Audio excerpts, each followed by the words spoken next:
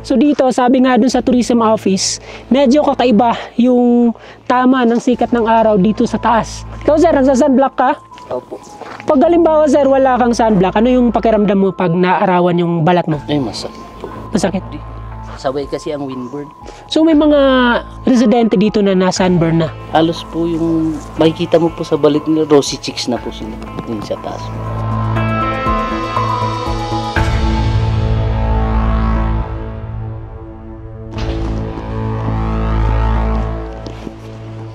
Nitong mga nakaraang araw ay hindi kami ganun kasaya pagdating sa mga natutuluyan namin o natutulugan namin mga lugar.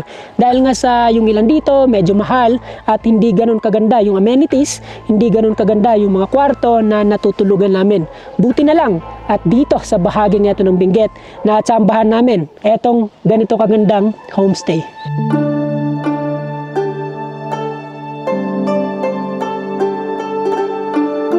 Bukod dito sa napakagandang kwarto, ito talaga yung pinaka-the best sa ganitong homestay. Yung napakagandang view na bubungad sa inyo kung halimbawang gigising kayo ng maaga.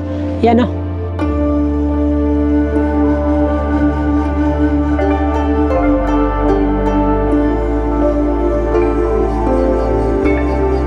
So nasa harapan po pala natin, itong isa sa pinakamataas na bundok mayroon ng Pilipinas.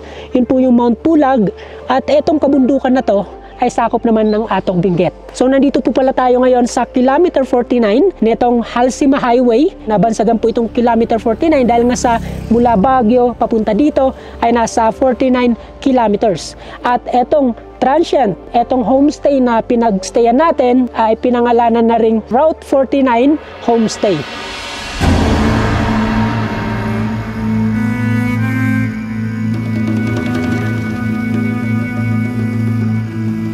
Grabe, tingnan nyo naman yung dinadaanan natin. Yung paligid nito ay malalim na bangin. Pero hindi po natin makita kung ano yung mga nasa kabila dahil nga sa nababalot na ng fog. Etong mga nandito sa gilid. So eto po yung karaniwang panahon dito sa Atok. Madalas talaga ditong nababalot ng fog. Buti nga ngayon, medyo clear etong kalsada. Kasi kung halimbawang hapon na o madaling araw, halos mag-zero visibility etong kalsada.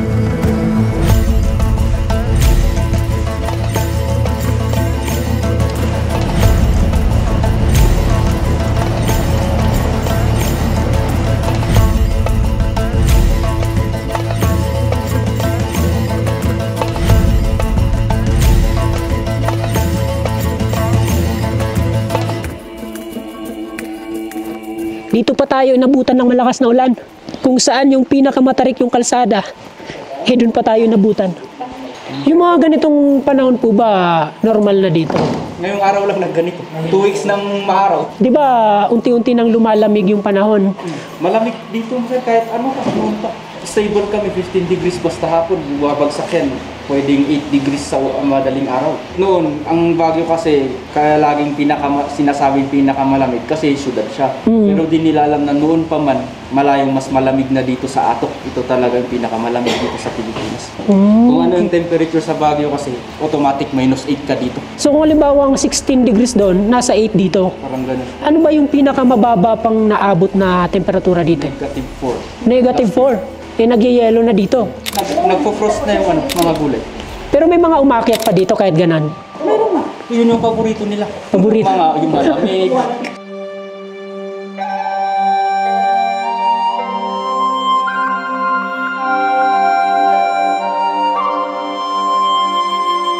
So dito madalas mag-ice itong parting to. Opo. Ito strawberry. Tsaka ito. Nagsimula lang yan, 6 na piraso lang. Kasi dumami. Grabe, so yung binebenta nyo or pinapatikim nyo na strawberry doon, galing dito? Opo. Yun yung mga bunga. Japanese variety ito. Kahit puti yan, parang bayabas lang. Pero bakit may parang scarecrow kayo doon? Ay pag kasi sir, yung mga ibon, pag kumain yung isa, matalino mga ibon dito, nagtatawag. Ganun. Parang sabi, mga kasama, harvest tayo. Etong mga bulaklak, anong tawag nyo dyan? Milleflores po ito, million flowers. Ano tawag nyo dito? Agapanthus. Agapanthus. Mayroon English term yan, nakalimutan ko. Lily of the Nile ba?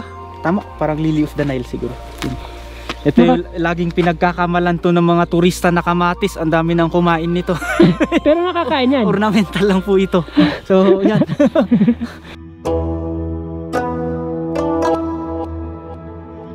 Lamig. Yan. So, nandito na po tayo sa summit na itong Mount Olis.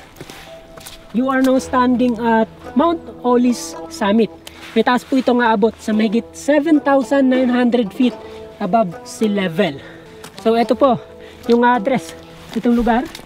Nandito po tayo sa Paway, Atok, Benguet. At etong bahaging ito ng Benguet ay ito daw yung pinaka-sentro ng probinsya.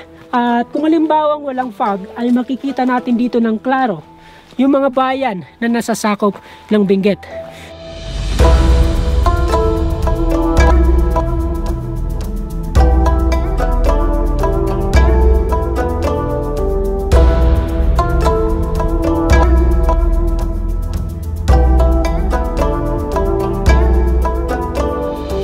Banda dito ko kasi pag nandiyan ka sa view deck talaga kita mo kung gaano kalalim yan, sana kung wala yung fog. So yung 12 municipalities natin andun, Mangkayan, Bacon, Hibungan, Kapangan dito sa kabila, Sablan, La Trinidad, Baguio, Tublay, Itogon, Tuba, Bukod, Kabayan, and then Bugyas. Dito yan, may clearing konti. Kapag wala ito, yan nakaharap na sa atin yung vegetable terraces ng Benguet. So parang pag nandito po kayo sa Mount Olis, parang naka 2-in-1 na kayo. Nasa Mount Pulag na nasa Banawi Rice Terraces.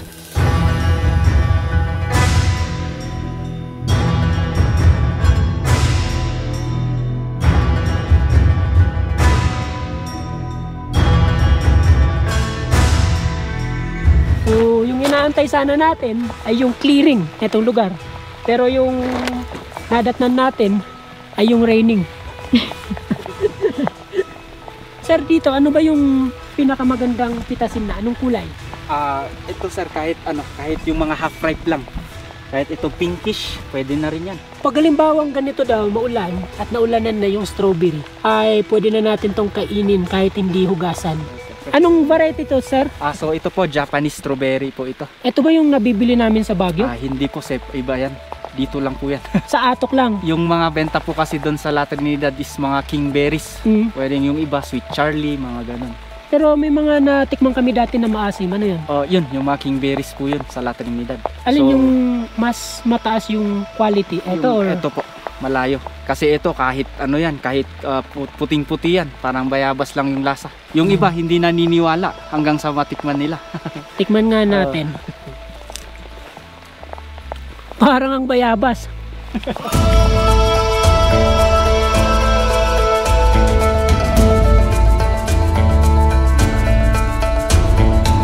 Ano yun yung mga akyat dito? Tapos halimbawang gusto nilang mamitas ng strawberry? Ay, yun lang po kasi hindi po kami nagpapapitas. Parang kami yung pipitas. Bibilhin na lang po doon sa ano.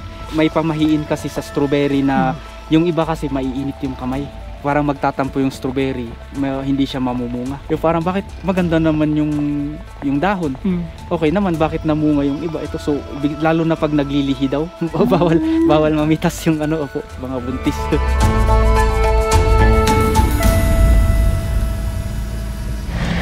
So hindi ganun kadali yung ginagawa nating biyahe ngayon kasi maulan, madulas yung kalsada. Medyo delikado din yung mga madadaanan nating paakyat o matarik na kalsada tulad nito.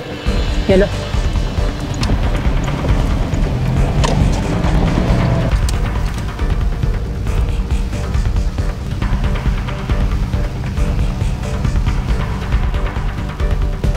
So nalaki yung sasakyan dito sa gitna ng matarik na kalsada.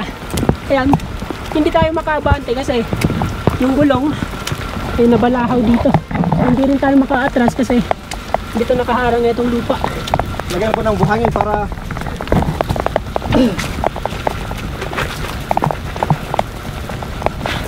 dali ah. Ay dadalawa lang kayo? Punta sana kami sa transyon. Oo.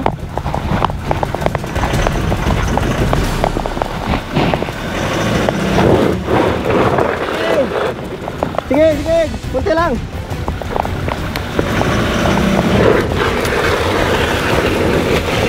Okay.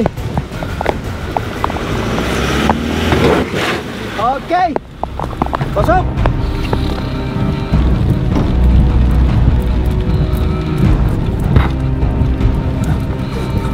Opya. Oh. Muusok na yung mga gulong dito.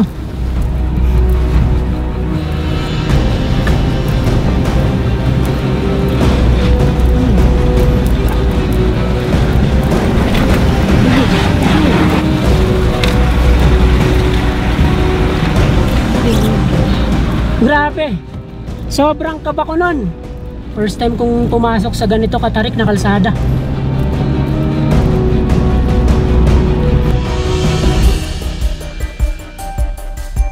So yung gagawin po natin, dahil nga hindi tayo sigurado sa ating madadaanan ngayon, mag-U-turn po tayo, bababa na po muna tayo at patigilin po muna natin etong ulan kasi ito yung nagpapahirap sa ating biyahe. Yan, tingnan nyo naman, hindi natin makita ng maayos yung ating dinadaanan. Maging etong tower na ilang metro lang yung layo sa atin ay hindi ko ganong makita. Paano pa kaya yung mga saddle point na madadaanan pa natin doon sa unahan?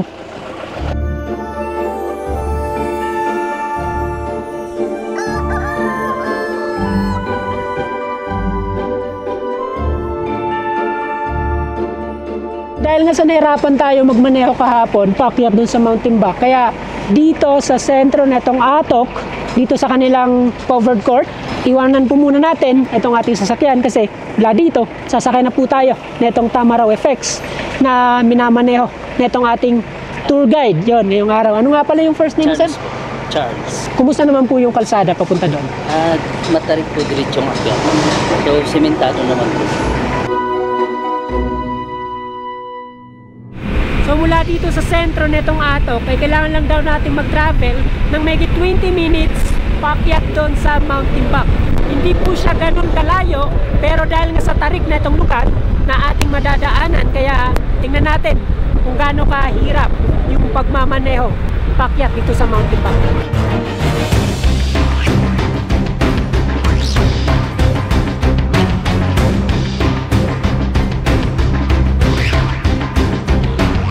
Medyo nakakabingi na yung pressure dito at yung lamig naman ng hangin ay mas malamig kumpara dun sa pinagmulan natin sa Atok.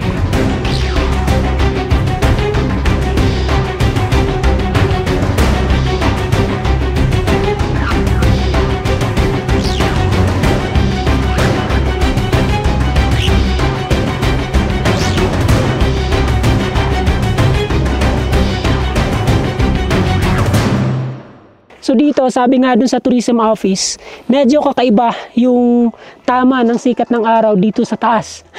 Ikaw sir, nagsa-sunblock ka? Opo. Pag halimbawa sir, wala kang sunblock, ano yung pakiramdam mo pag naarawan yung balat mo? Ay, masakit po. Masakit? Di. Maapdi sa balat, no? Sabay kasi ang windburn. So may mga residente dito na na-sunburn na. Halos po yung makikita mo po sa balit nila, rosy cheeks na po sila. Doon sa taas.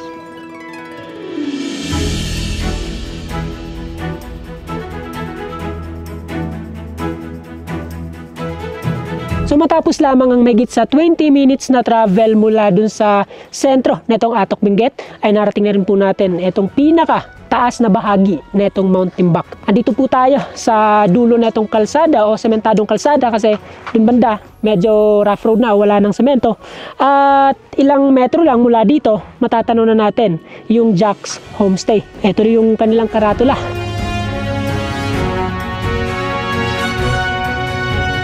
So napansin ko nga pala dito sa mga bahay na malapit na sa summit ng Mountain Back, yung karamihan sa kanila, yung mga sasakyan ay etong Tamaraw FX. So dito pa lang, 3 Tamaraw FX na yung napansin natin. Kasama na yung sinakyan natin dito. Yung mga ganitong sasakyan ay nasa 4x2 lang na wheel drive at kinaya naman yung paakyat dito. Depende lang talaga sa driver kung halimbawang biyasa na o kabisado na yung mga matatarik na daanan. Ano to sir? Chinese cabbage. Pero sa Baguio po tinatawag siyang, ay sa Manila tinatawag po siyang Baguio Pechay. Pero parehas din na variety. Ito, tsaka yung sa Baguio. Ay, galing dito po yung mga gulay. Ang bagsakan lang Isla Trinidad, tapos dadaan lang kasi ng Baguio bago bumaba.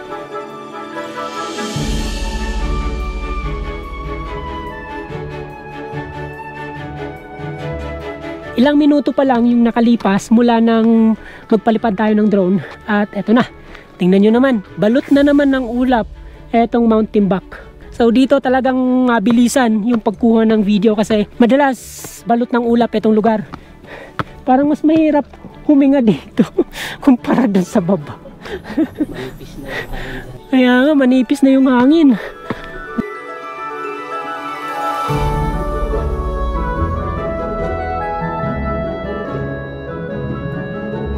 Kala ko dati, yung tinuluyan natin doon sa Babadak ay yun na yung pinakamataas kasi nga grabe naman kasi yung elevation nun mula sa sea level. Pero kumpara doon ay mas mataas pa pala etong kinaroroonan natin ngayon.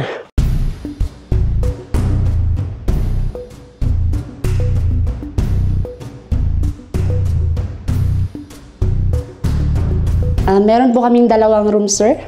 Ito po yung first room. Bale, pag may mag-check out po, tsaka namin siniset up. Double deck po yung mga bedrooms namin. Same lang din po dito sa kabila, sir. So etong second floor, ito yung pinarerentahan nyo? Yes po, ito pong 2 room. Tapos ang CR po dito sa rooms, 2 rooms is common po. Tapos mayroon pong sariling kitchen. Yan po. Sariling kitchen, so Yes pwede po. magluto dito. Yes May mga po. additional pang babayaran. Opo, pag kunwari magpapaluto kayo, ganun po. Pero kung self-service, wala nang. Oo, wala nang po siya. Magkano po ba yung rate ng room dito? Ay, opo. Ang room rates po namin dito, sir, is 2,000 per room. Good for 4 packs. Pero pag 5 pataas, per head na po. 500 per head po.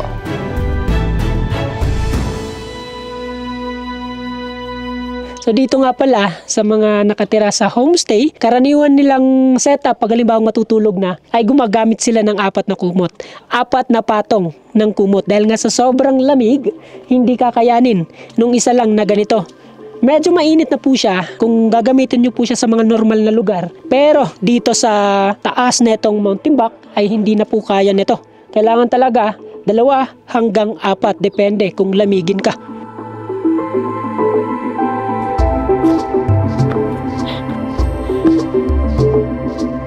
Good morning po. Yes, good morning to... Eto po pala si Ma'am Jocelyn. Ay, yes ho, ako. Kayo po yung may-ari. Ng bahay.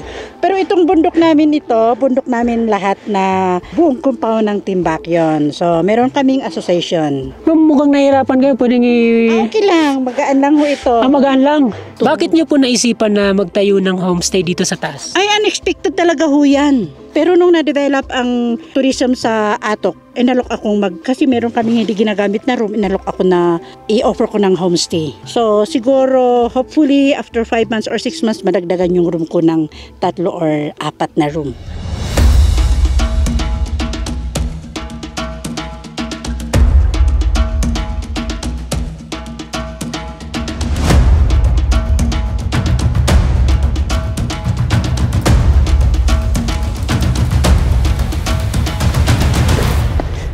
Malapit lang pala mula dun sa Jack's Homestay yung tinatawag nilang sunrise area. So ayon sa mga nakausap natin, dito daw madalas abangan ng mga bisita yung sunrise at dun naman sa Mount Olis yung sunset. Dito sa taas, tulad dun sa Mount Olis ay meron ding mga ganitong karatula na nagpapakita kung gaano kataas itong kinapupwestuhan natin. Tingnan nyo naman, nasa 2,717 meters above sea level. At etong Mount Timbuk ay pumapangatlo po ito sa pinakamataas na bundok sa buong Luzon. Pangsyam naman po ito sa buong Pilipinas. Kaya hindi rin biro yung umakyat dito, lalo na nung unang panahon na hindi pa nagagawa yung kalsada. Sa ngayong develop na, yung mga lugar na madadaanan natin papunta dito, meron ng maayos na kalsada, ay mas madali nang napupuntahan ng mga bisita, mapabata man o matanda, etong bahaging ito ng Luzon.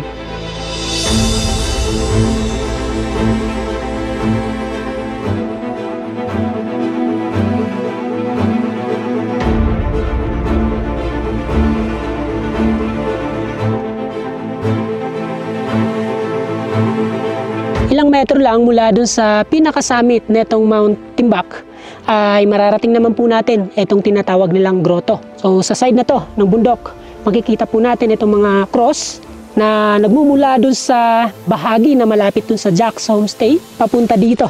Nilagyan nila ng ganitong grotto dito sa bahaging ito ng Mount Timbak dahil nga sa madami din yung mga pilgrims na umakyat dito. Nakakapagod mang umakyat o nakakahingal mang umakyat ay sigurado namang mapapawi yung pagod nyo pag halimbawang narating nyo na etong bahaging ito ng bundok.